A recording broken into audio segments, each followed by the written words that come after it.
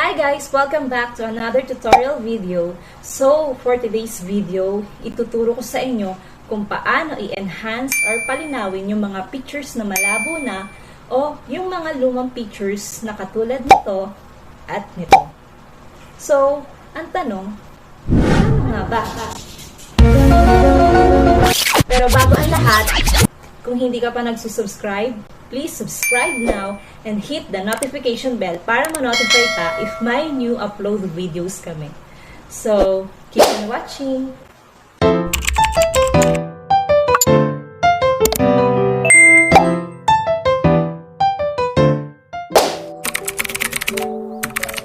First, punta kayo sa Google Play Store nyo, then i-install nyo tong app na to. Ayan, dahil na-install ko na siya, i-open ko na lang. Kapag na-install nyo na, click nyo yung app, then click mo yung enhance. Tapos, select nyo yung photo na gusto nyong i-enhance or palinawin. So, sa akin ito, ayan picture namin yan ng mama ko. Baby pa ako dyan at batang-bata pa si mama dyan. After that, click nyo yung process photo. Tapos, may lalabas na preferring ad dun sa taas. So, wait nyo matapos yung ads. Pagtapos na yung ad, click mo yung reward granted dun sa taas. Then, click mo yung ready click here. Ayan, pwede mo na siya i-save. Ito na yung before and after niya. Wow! O, diba? Luminaw siya. Ang galing, no?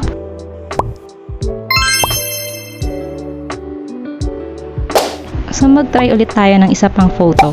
Click enhance. Then, select photo. Ito naman ngayon ang aking i-enhance. Ayan, click process photo. Then, preparing ad.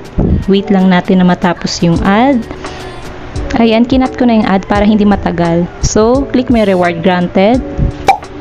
Then, click mo yung ready click here. Ito na yung before and after.